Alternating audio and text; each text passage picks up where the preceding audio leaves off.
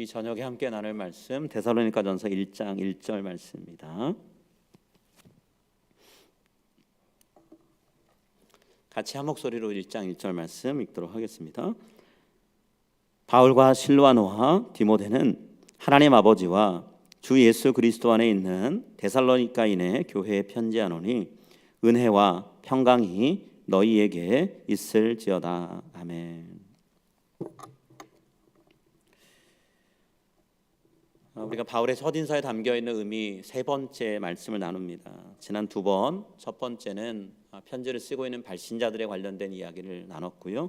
두 번째는 편지를 받는 수신자들에 대한 이야기를 나눴고, 오늘은 바울이 자기의 동료들과 함께 데살로니가에 있는 성도들에게 나눴던 인사말 내용을 같이 나누려고 하는데요. 본문에 이렇게 쓰여 있습니다. 은혜와 평강이 너희에게 있을지어다. 여러분, 이 구절은 바울이 데살로니가 교회 성도들한테 건네는 인사말의 내용이죠. 보통은 이 편지 형식의 맨 앞부분에 헬라식 편지로 사용하면 지금 써 있는 내용이 아닌 다른 인사말이 기록이 되게 됩니다. 헬라식 편지에서는요, 잘 지내셨습니까? 혹은 안부 인사를 전합니다. 이런 뜻을 갖고 있는 카이레인이라고 하는 단어를 사용합니다. 카이레인. 문안 인사합니다. 이런 의미죠. 요즘으로 얘기하면 영어 편지에 Dear 누구누구 해놓고 그 다음에 안부 인사 전하는 거랑 비슷할 수 있는데요. 자, 바울은 이 카이레인이라는 단어 대신에 발음이 비슷한 카리스라는 단어를 대신 씁니다. 카리스. 성경적인 편지 형식이라 말할 수 있는데요. 카리스의 뜻은 은혜죠. 하나님의 은혜, 예수 그리스도의 은혜, 은총, 이런 의미입니다. 자, 바울은 여기에 하나를 더 더했는데요. 한 가지 더한 게 뭐냐면 히브리식으로 인사할 때 평안하셨습니까? 라는 의미의 샬롬이라는 표현을 쓰는데요. 히브리어 단어 샬롬을 그대로 쓰지 않고 헬라어 단어로 바꿨는데 에이레네라는 단어를 바꿉니다. 에이레네. 의미는 평화, 평강이라는 뜻이죠. 자, 편지를 쓰면서 그냥 지나치듯 안녕하십니까? 그동안 잘 지내셨습니까? 할 수 있는 그런 부분인데 바울은 거기서 만족하지 않고요. 무언가 신앙적인 의미를 담고 있는 내용으로 성도들과 대화를 하려고 하고 있어요. 그런데 바울이 이렇게 인사한 것은 데살로니가 전서에만 나오는 표현이 아니죠. 바울이 썼던 모든 편지, 13권의 편지, 모든 곳에 공통적으로 등장합니다. 요한이 썼던 편지에도 이런 내용이 있고요. 베드로가 쓴 편지도 있어요. 유다가 쓴 편지도 있습니다. 결국에는 성경에서 편지 형식으로 되어 있는 모든 책, 요한계시록까지도 은혜와 평강이라는 단어를 사용하면서 인사를 해요. 그 당시 그리스도인들한테 이 인사법이 굉장히 중요했다는 얘기겠죠. 자, 이 은혜와 평강이 누구로부터 오는가 명확히 알려고 바울은 은혜와 평강 앞에 꾸미는 말을 쓸 때도 많이 있습니다.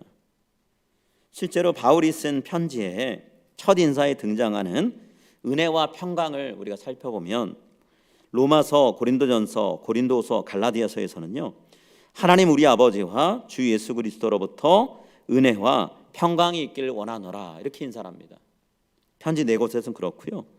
다른 편지 네 곳, 에베소서, 빌립보서, 데살로니가후서, 빌레몬서에서는 하나님 우리 아버지와 주 예수 그리스도로부터 은혜와 평강이 너희에게 있을지어다 해서 누구에게 이 평강이 있어야 되는가, 은혜가 임해야 되는가에 대해서 말을 덧붙이고 있죠.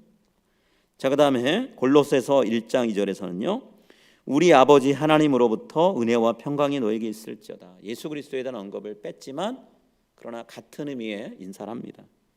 오늘 우리가 읽은 데살로니가전서 1장 1절은요, 아주 간단하게 인사를 하고 있어요. 은혜와 평강이 너에게 있을지어다 이렇게 얘기합니다.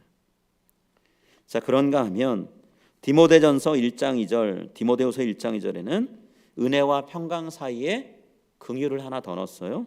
하나님 아버지와 그리스도 예수 우리 주께로부터 은혜와 긍휼과 평강이 내게 있을지어다. 너희에게가 아니라 내게라고 한 이유는 디모데에게 1차적으로 편지를 썼으니까 복수가 아닌 단수로 한 사람에게 이 단어를 표현했겠죠. 마지막으로 디도서 1장 4절은 이렇게 되어 있습니다. 하나님 아버지와 그리스도 예수 우리 구주로부터 은혜와 평강이 내게 있을지어다.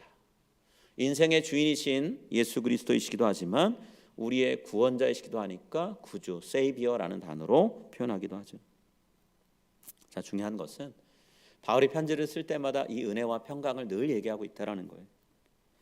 그 사이에 긍휼을 더 넣기도 하지만 그러나 의미는 크게 다르지 않겠죠. 바울이 인사말에 이렇게 매번 은혜, 카리스, 평강, 에이레네, 샬롬 이란 인사말을 했는데 이걸 통해 바울이 전하려고 했던 속뜻, 의미가 뭘까요? 제일 첫 번째로 우리가 생각해 볼 수 있는 것은 바울이 이방인 성도는 물론이고 유대인 성도 모두를 자신의 마음에 품고 그들을 향해 사랑을 갖고 있다는 것을 이 인사를 통해서 전하고 있다는 거예요. 여러분, 바울이 데살로니가에서 전도했습니다. 그래서 이방인 성도들 중에 상당수가 그 자리에서 예수를 믿게 됐어요. 근데 그렇게 좋은 일만 있었던 거 아니죠. 자, 동시에 동족들 유대인들한테 큰 고통과 억울한 일을 당하게 됩니다. 그들에게 이리저리 휩쓸려 다니다가 쫓겨나게 되죠. 바울이 장소를 옮길 수밖에 없었어요. 그래서 베레아로 갑니다. 그랬더니 데살로니가에서 유대인들이 쫓아와서 바울을 고발하면서 괴롭히죠. 그래서 바울이 거기서도 오래 있지를 못했어요. 동족이긴 한데 이 유대인들이 바울에게는 어찌 보면 원수 같은 존재가 되어버린 거죠. 그런데 데살로니가 교회에 있는 데살로니가에 있는 모든 유대인이 다 그랬던 건 아니죠. 아주 소수이긴 했는데 데살로니가에서 복음 받아들인 유대인들도 있었습니다.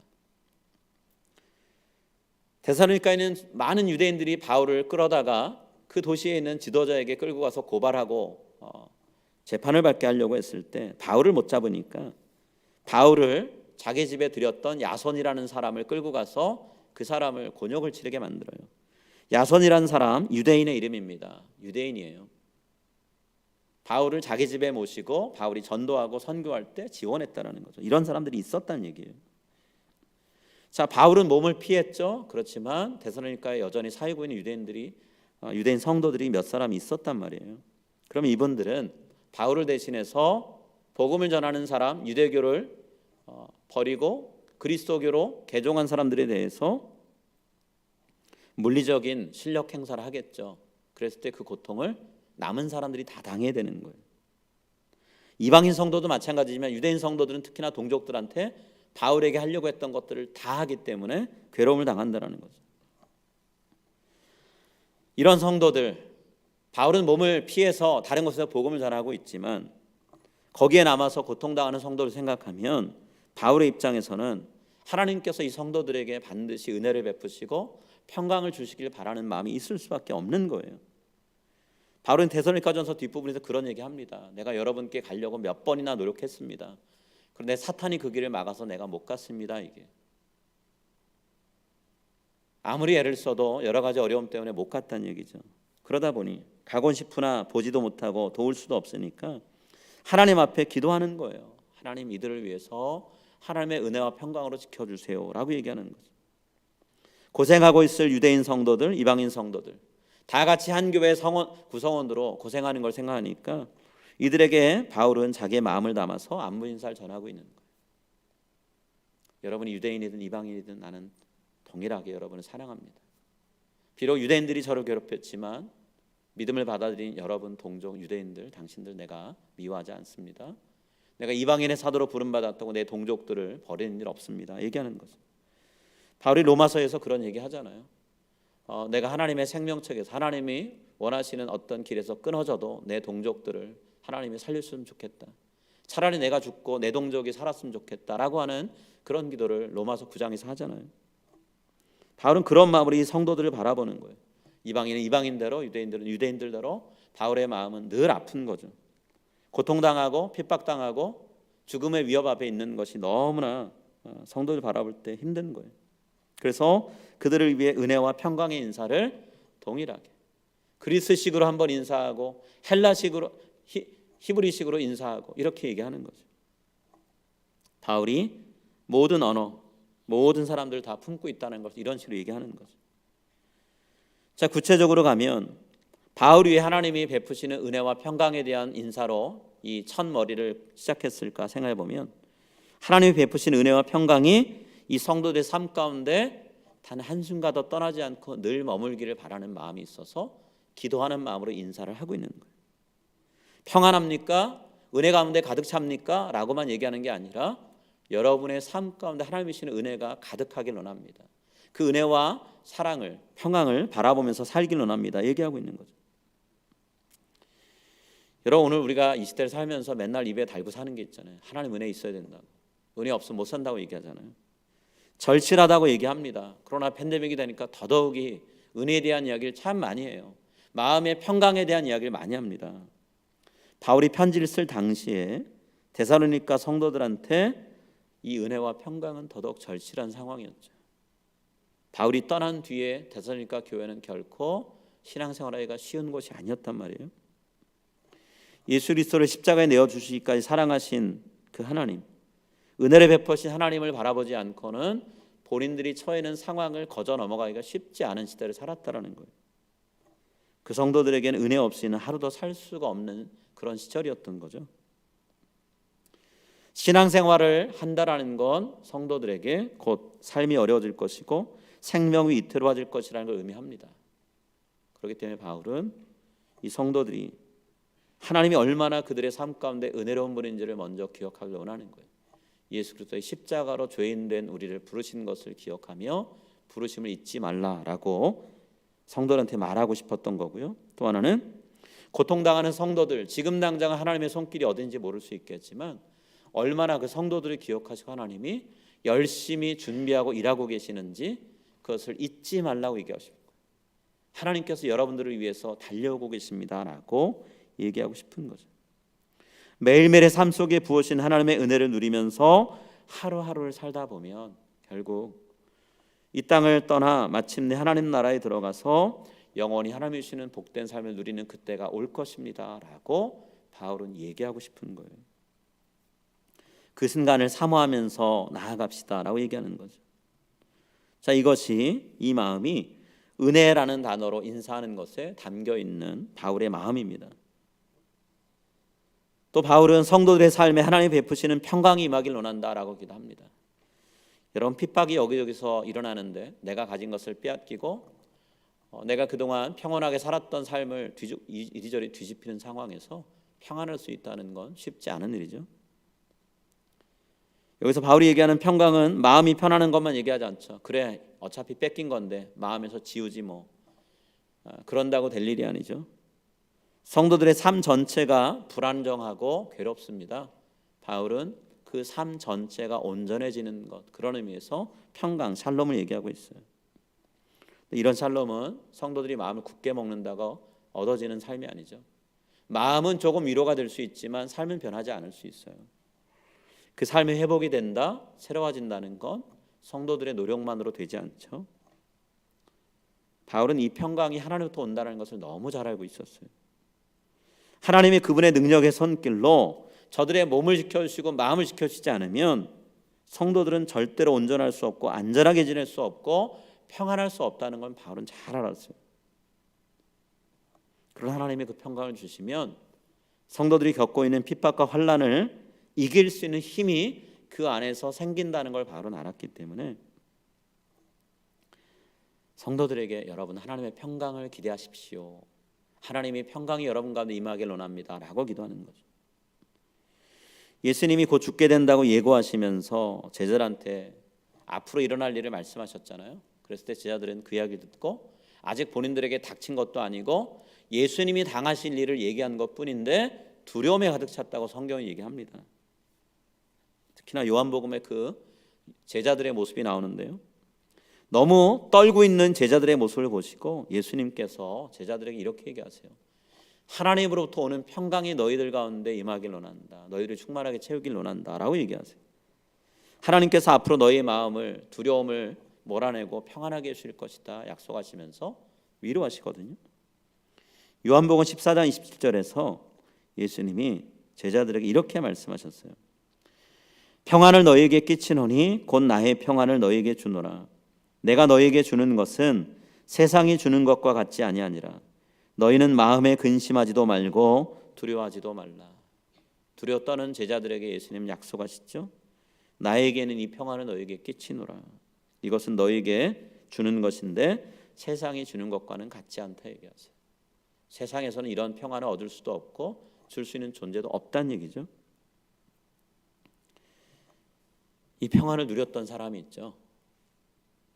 예수님 만난 후로 예수님을 위해서 모든 걸 바쳤던 바울이 이 평안을 자기 온 몸과 마음으로 경험을 했어요. 바울이 고린도후서에서 자기 인생을 얘기하잖아요. 예수님의 살았던 인생에 대해 이야기를 하잖아요.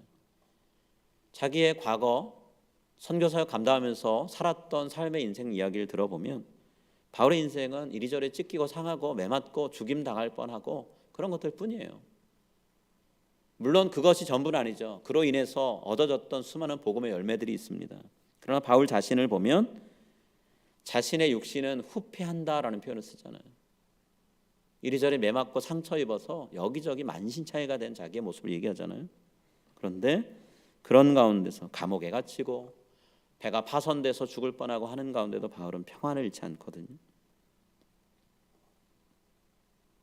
하나님께서 찾아오셔서 그 평안을 자신에게 선물해 주셨을 때 바울은 그것으로 만족했고 거기에서 더 이상 다른 것을 바라지 않았기 때문인 거죠. 본인이 경험해 보았고 본인이 눈으로 보았던 평안이기 때문에 자신처럼 예수님 따르면서 고통 가운데 있는 성도들, 앞으로 고통을 당하게 될 성도들에게 하나님이 베푸실 평안을 약속하면서 그들에게 앞으로 이렇게 여러분 사십시오 얘기하잖아요. 빌립보 성도들에게 바울이 권면합니다. 빌립보 4장 6절 7절에요. 아무것도 염려하지 말고 다만 모든 일에 기도와 간구로 너희 구할 것을 감사함으로 하나님께 아뢰라. 그리하면 모든 지각에 뛰어난 하나님의 평강이 그리스도 예수 안에서 너희 마음과 생각을 지키시리라.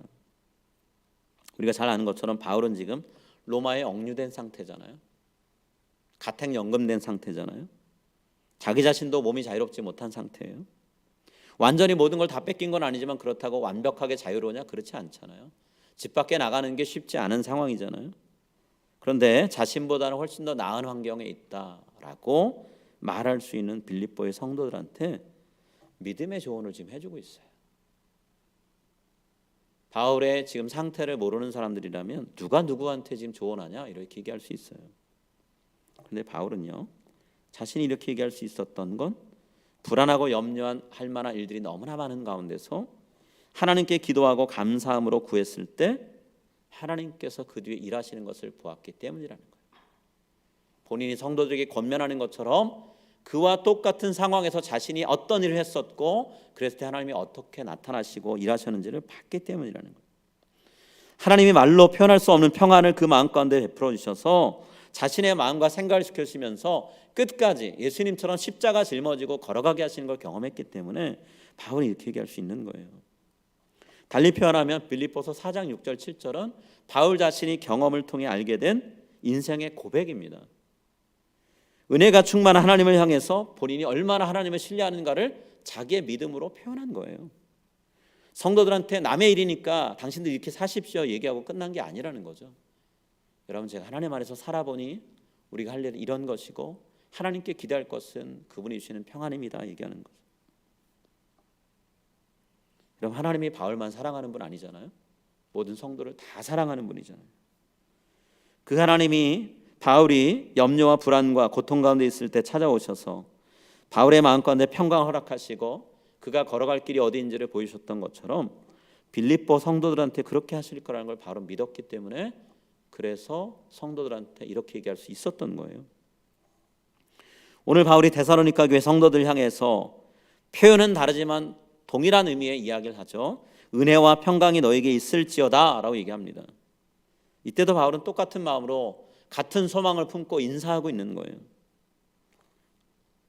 여러분의 삶이 지금 뒤흔들리고 계시죠? 여러분, 하나님의 은혜가 여러분 가운데 임하길 원합니다.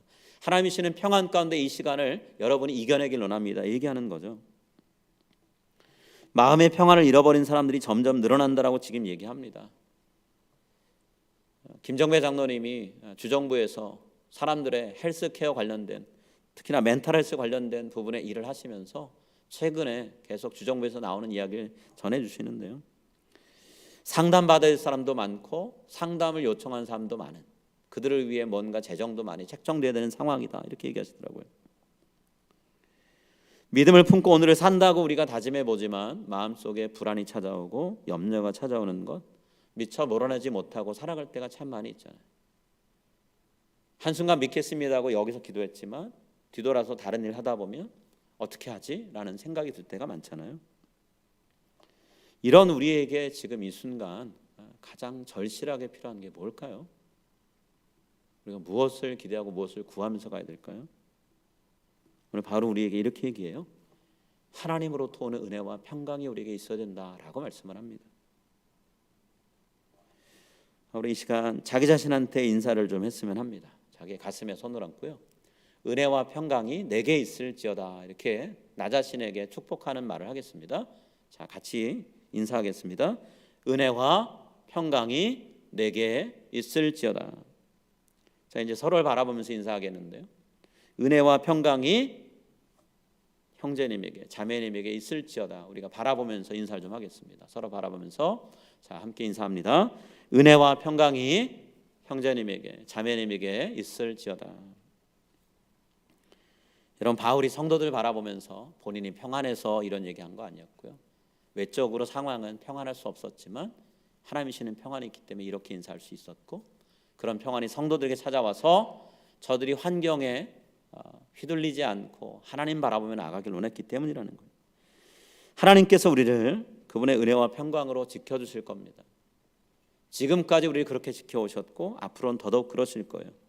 이 사실을 믿고 소망하면서 우리가 이 코로나 팬데믹 기간, 끝이 언제 올지 정확히는 알 수 없지만 올 것이라는 것도 기대하면서 하나님 우리를 매일같이 만나실 것을 기대하면서 오늘을 살아가는 우리 모두가 다 되었으면 합니다. 우리 같이 기도하겠습니다. 하나님 감사합니다. 매일매일 살다 보면 이런저런 수많은 일들이 우리 삶 속에 찾아옵니다. 마음에 흡족하고 감사할 만한 일들도 있지만 하나님, 왜 나에게 자꾸만 이런 일이 벌어지는 것일까라고 하는 탄식을 할 수밖에 없는 상황들도 벌어집니다. 그런 가운데 불안과 염려는 나도 모르게 내 마음속에 자리를 잡고 떠나지 않은 채 시시때때로 우리의 마음을 괴롭힐 때가 있습니다. 기도하지만 기도가 집중이 안 될 때가 있고 자꾸만 내 마음속을 휘젓는 생각들로 인해서 하나님 앞에 나의 마음을 토해내지도 못할 때도 많습니다. 한숨만 나올 때가 있습니다. 하나님, 그런 시절을 살아가는 우리들입니다. 우리의 마음에 찾아오셔서 예수 그리스도가, 바울이, 수많은 믿음의 선배들이 경험했던 하나님으로부터 오는 평안, 세상에 줄 수 없으나 하나님께로부터는 일어나는 그 평안을 우리가 누릴 수 있게 해주시긴 합니다. 하나님, 우리의 힘으로 이 땅을 살아갈 수 없기에 주님 우리에게 찾아오셔서 성령님을 통해 일하고 계십니다. 성령님, 평화의 영으로 이 땅에 오셨고 우리의 삶에 찾아오셔서 우리의 마음을 지켜주시기는 합니다. 성도님들 가운데 이리저리 경제적으로, 육체적으로, 정신적으로, 영적으로 많은 고통 중에 계시는 분들이 있습니다. 한 분 한 분 지켜주시고 저들의 밤잠을, 매일매일의 삶을 지켜주시며 하나님 바라보는 그 시선이 절대로 하나님 다른 곳으로 향하지 않도록 고정시켜 주시고 하나님이 일하시고 계심을 보여주시기는 합니다. 그래서 바울이 고백했던 그 내용의 이야기를 다른 성도들과 만났을 때 가장 고통스러운 간을 보냈던 모든 성도들이 동일하게 할 수 있게 해주시기는 합니다. 나에게 임했던 하나님의 은혜와 평강이 당신에게 임하길 원합니다. 축복의 말, 기원의 말을 해줄 수 있게 해주시기는 합니다. 오늘도 우리의 삶은 여러 가지로 어렵지만 주님께서 함께 하셔서 이 가운데 평강을 허락해 주실 줄 믿습니다. 감사드리며 이 모든 말씀 예수님의 이름으로 기도드립니다. 아멘. 우리 같이 찬양 부르겠는데요. 아무것도 두려워 말라라는 찬양 함께 부르겠습니다.